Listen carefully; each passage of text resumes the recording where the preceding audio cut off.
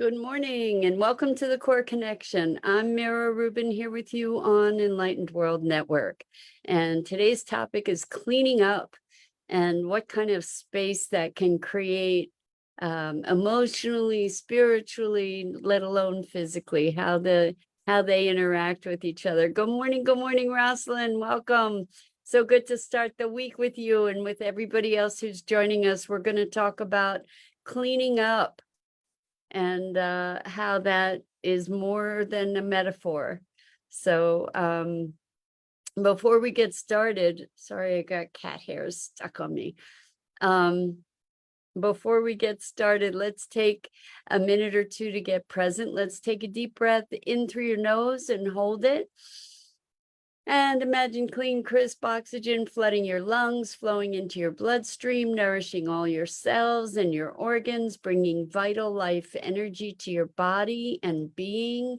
And as you exhale any negativity, stress, tension. And let's take another deep breath in through your nose and hold it. This time, imagine clean, crisp energy flooding into your body and being, lighting up all your molecules, all your electrons, all your cells, creating a brilliant beam of light from your heart out into the world. And as you exhale any remaining tension, stress, negativity, fatigue. And now let's press our palms together, rub them together vigorously, feel that friction, the tension, the texture, the temperature, and then when you stop, feel the buzzing and allow all of those sensations to bring you present right here, right now, into this remarkable physical form that enables you to experience life. So welcome, cleaning up. So you know what I did this morning and last night, as a matter of fact. You know, what I notice about cleaning up is it can feel really, really overwhelming sometimes to get on top of things. And especially if, like me, you have a decluttering project. And sometimes it's just really hard to get motivated. And one of the things that I notice is a powerful motivator is to invite people over. You know, like when you have people coming into your space, that's a surefire way to get, well, for me anyway, to get the fire lit under me to go, you know, start getting on top of the clutter or the disarray or just plain cleaning. And what I notice is that when I do that, whether it's incentivized by others or not, or just I get the bug and decide to take action, what I notice is that it creates a tremendous spaciousness inside. Like there's a greater feeling of calm, of ease, of relaxation, maybe even being able to take a deeper breath, you know, feeling more spacious. I know lots of us have issues around clutter or, you know, just making space. You know, there's so much in our world, there's so much information, there's so much stuff. And I tend to be interested in and involved in lots and lots of different things. So finding a way to have things organized and accessible and not be overwhelmed by them, and the, you know, the constant input can be really challenging. I'm guessing I'm not the only one that feels that way sometimes, you know, where there's just a lot to navigate. And sometimes I find that the way that I tend to navigate it is by not navigating it, which isn't such a great thing all the time, to just sort of check out. I do that sometimes because it's just too much input. So I'll retreat and just sort of veg sometimes, because I just need the chill time. Rosalind says, seems like a smaller yes, I have a relatively small space. It seems like a smaller space needs to be cleaned more often compared to a larger room. The clutter isn't as noticeable. Yes, I am very aware of that, because I have a compact space, or I have I have a house worth of stuff in an apartment. So what I notice is that if something's out of place, it really does make a big difference. When things are where they belong, then that's a whole other story. And it feels very, very different. And even just a little bit of dust or dirt on the floor is something that's really noticeable. So clearing that makes such a huge difference. So when, I don't know about you, but what I find too is that once I get rolling, I kind of get into a mindset around the cleaning and the clearing, and I can get super focused on the smallest details, and sometimes that can get in my way too. Good morning, Dido. Welcome.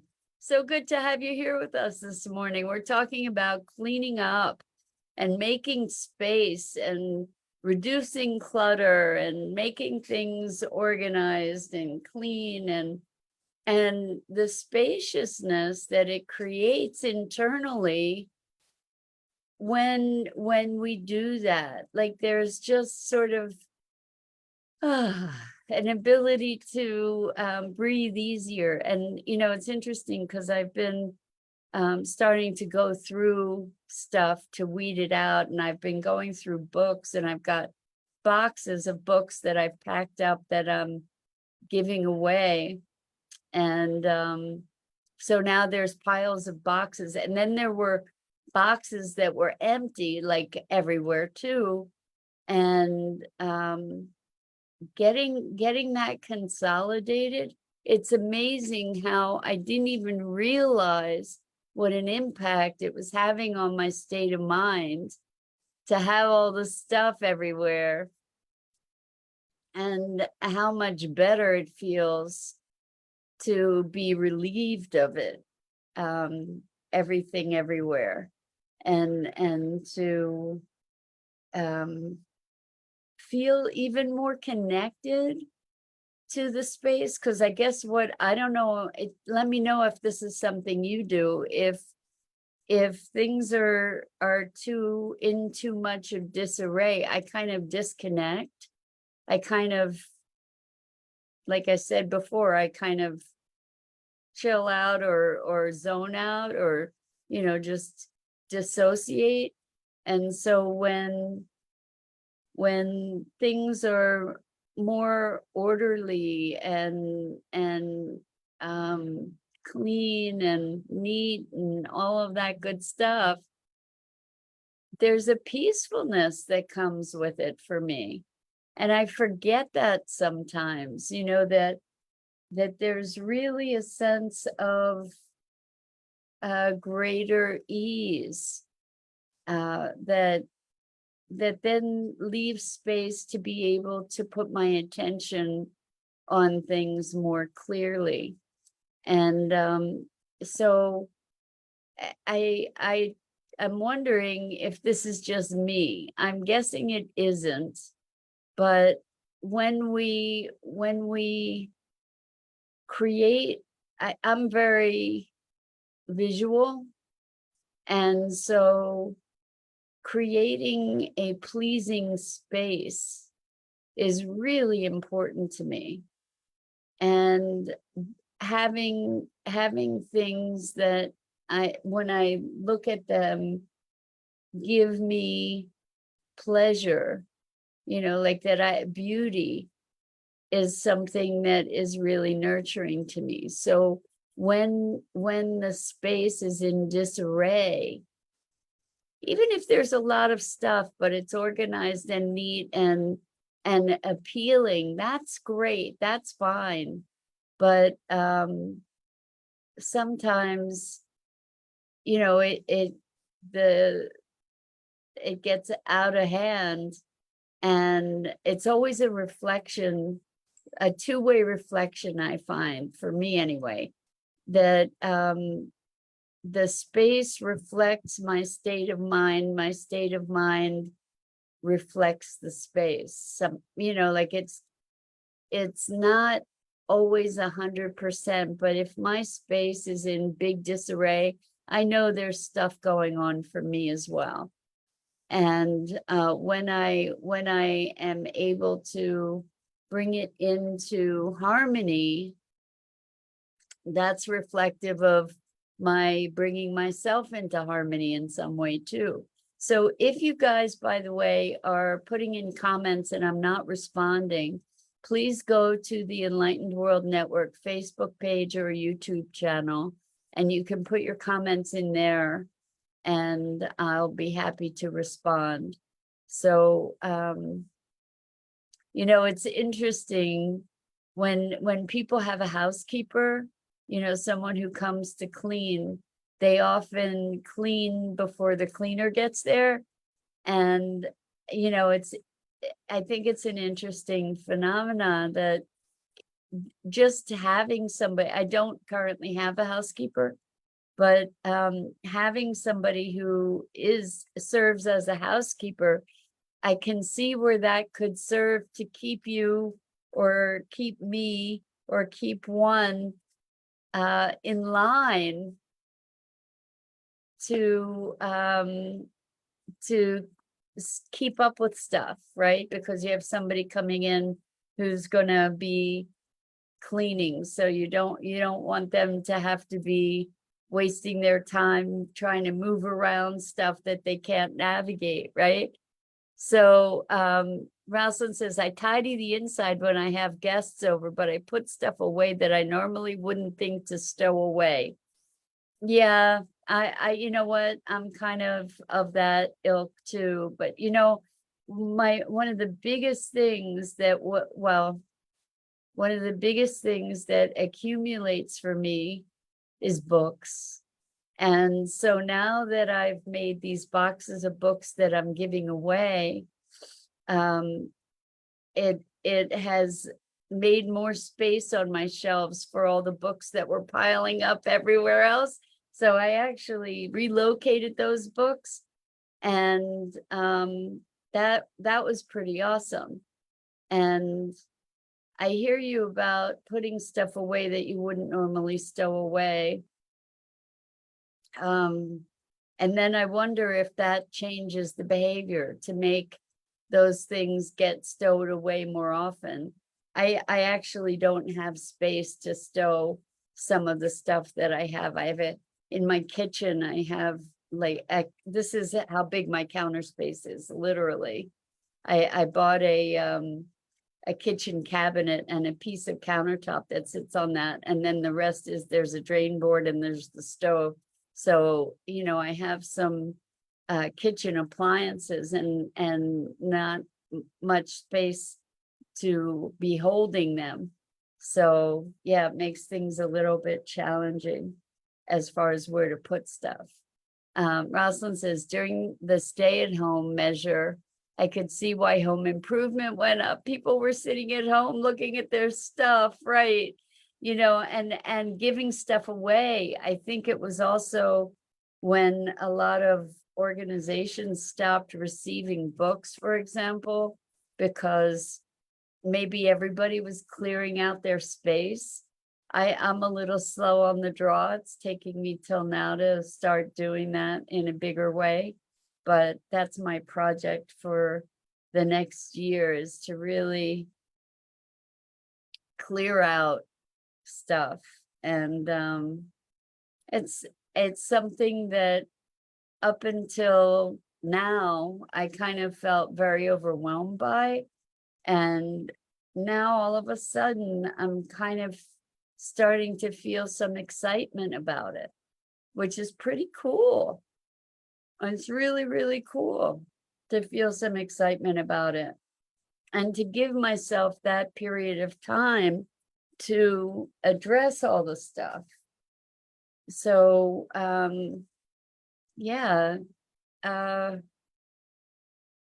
just noticing how big an impact the bit of cleanup that I've done has, it inspires me to keep the momentum going, to keep working at it.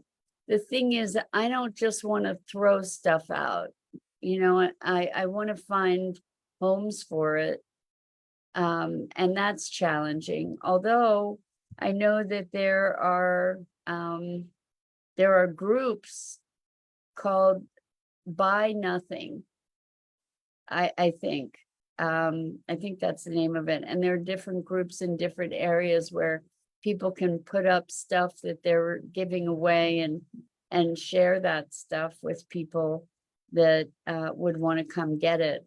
I know a lot of people are ambitious enough to be able to put stuff online for sale. I don't know that I have the energy for that. But who knows? I didn't know if I had the energy to clean stuff up. So, and then the stuff that you actually are just getting rid of, having to find a way to properly recycle it. That's another whole thing. I've got a pile of computers that need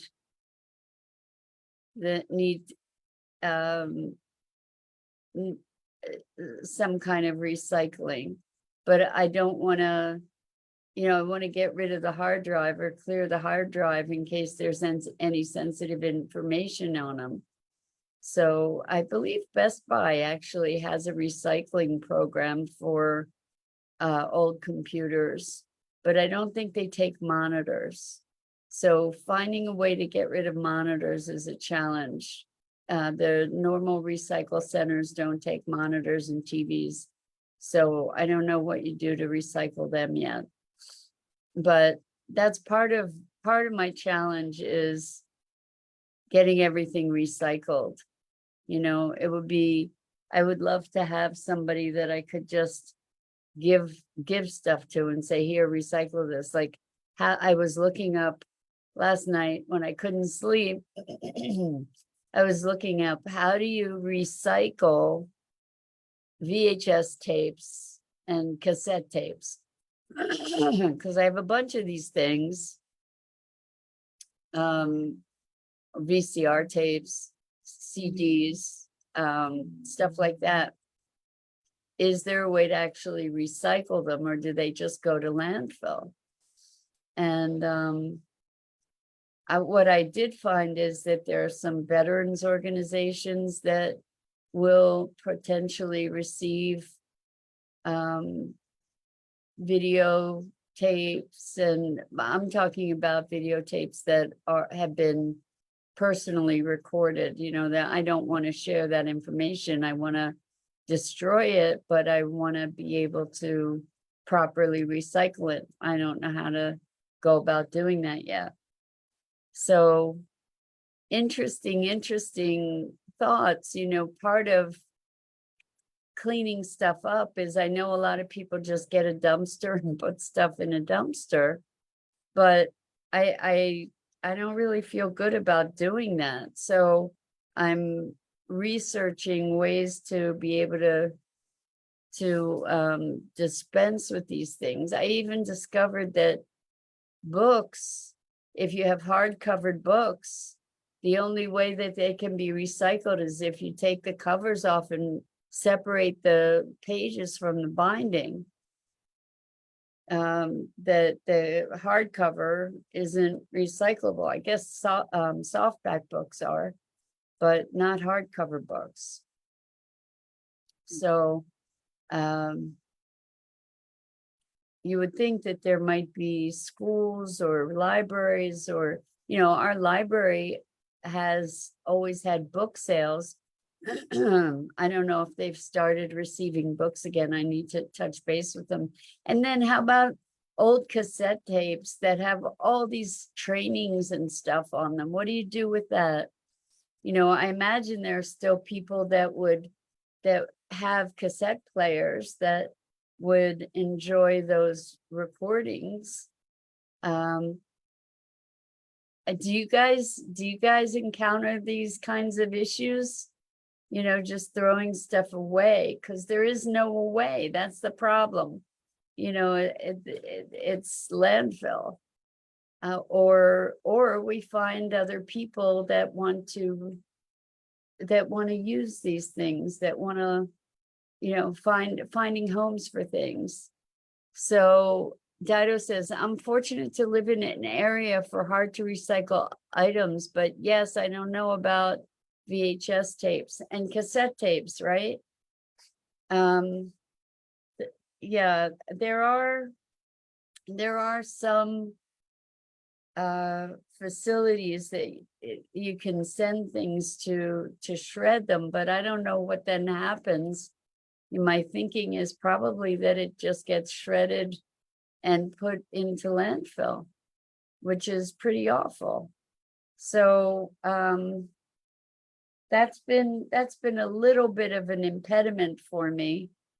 I have some old magazines, like lots of old Wired magazines. So I was looking online to see if there's any market for old Photoshop magazines or old Wired magazines. And I saw that there was one website that was selling Wired magazines, but let's see. Rosalind says, my neighbor's a retired teacher and wants to give her teaching material to someone who wants to teach how to learn English for someone who's learning English as a second language. That would be such a wonderful thing to do. I guess, on these neighborhood websites, there are places to share that you've got stuff to give away. And then there's a Facebook Marketplace if you want to sell stuff, but the time and energy that it would take to do that, I guess you get to decide if it's worth it, if it's worth the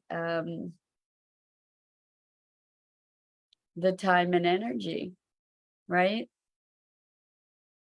I saw that Wired magazines and Photoshop magazines, they were listed. Some of them were listed really, really cheap for like $1 a piece. And then I saw others that were listed for like $10 a piece, including shipping. Plus then you have to go and do the shipping thing. And that's its own whole ball game, right? You have to package it. You have to address it, take it to the post office. And so is it worth doing that? It's a big question. So I don't know. Interesting stuff to me, to be finally willing to say, okay, I want to get rid of this stuff. And then what? I'd love to just give it to people that have all the recycling connections. If you guys learn of anything about organizations that will just take all kinds of stuff and recycle it, that would be freaking awesome. That would be amazing.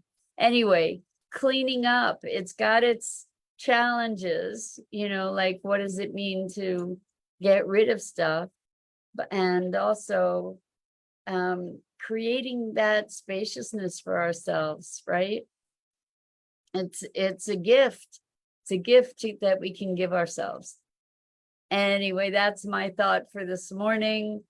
And I'm curious to know how cleaning up impacts you, if it's something you avoid at all costs, or if it's something that feeds your soul, or that you avoid at all costs until you do it and then it feeds your soul, or not. Anyway, that's it for this morning. I'm Mira Rubin. This is the Core Connection, and I go live here each weekday morning at 9 a.m. Eastern on the Enlightened World Network Facebook page and YouTube channel.